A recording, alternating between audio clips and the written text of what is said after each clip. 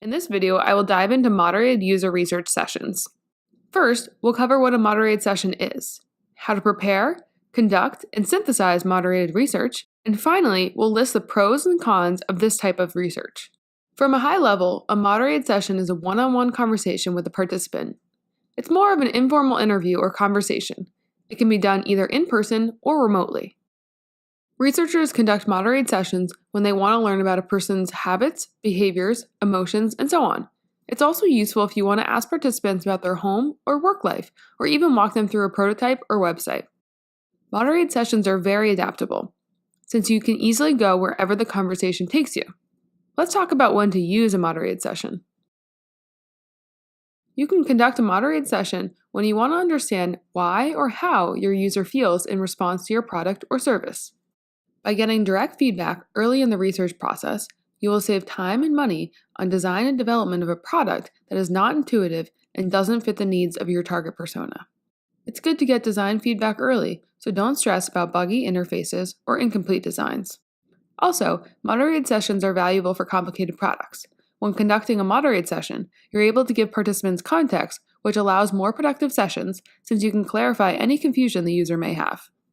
Moderated interviews are used to create personas, empathy maps, customer journeys, and more. Let's say you work for a project management software company, and you're designing a new feature that allows customers to create chat rooms.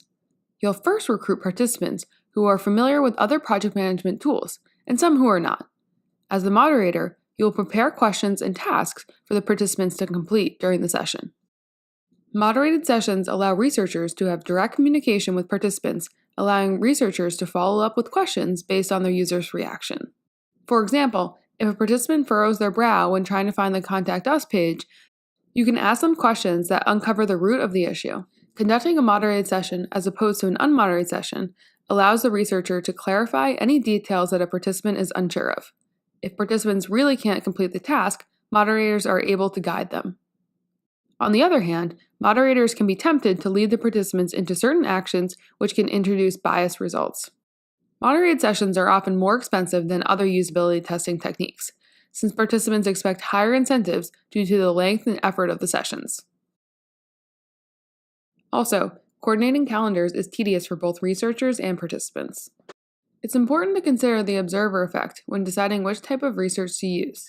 The observer effect is when users have the tendency to act differently when they're being watched. Whereas in an unmoderated session, a participant may not feel as much pressure to answer in a certain way because they're not being watched live. Often, researchers feel inclined to justify or over-explain their answers. When participants ask a question, try not to give the answer right away. So if they ask you, "How does this work?" you can respond with, "How do you think this works?" This way, they will tell you what to expect, and you can get valuable insights on what they're thinking rather than what you know to be true. Now, let's dig into preparing for a moderated session.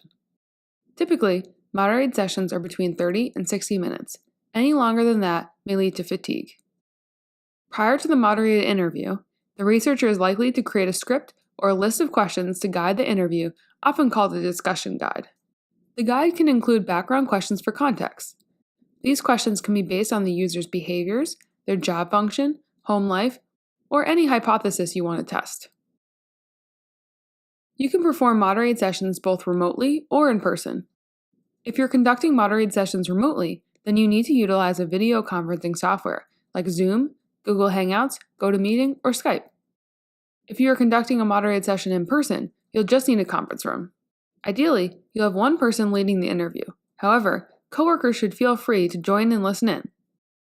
When there are too many people watching, the participant will feel overwhelmed and may not be honest with their feedback. Prior to starting the session, make sure to ask participants for permission to record the session. Having a recording helps with post-session synthesis. During the interview, the person responsible for moderating should keep the momentum of the interview going, while anticipating follow-up questions and real-time questions from coworkers that are listening in. Make sure to remind the user to speak all of their thoughts out loud, especially when you're showing them a prototype.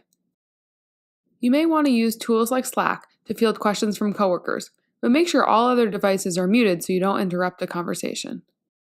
Try not to assist the participants at the first sign of struggle. Let them work through it, since they might say something interesting. Following the session, you need to synthesize your results. Depending on the circumstances, you may have coworkers who are listening in and took comprehensive notes. If not, you could rewatch the recording. Once you've interviewed your participants, you should find similarities, while looking to see if their comments are in line with your team's assumptions.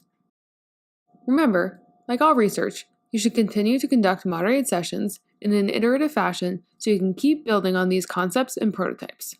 Make sure to subscribe to the Playbook UX channel for more on product and UX.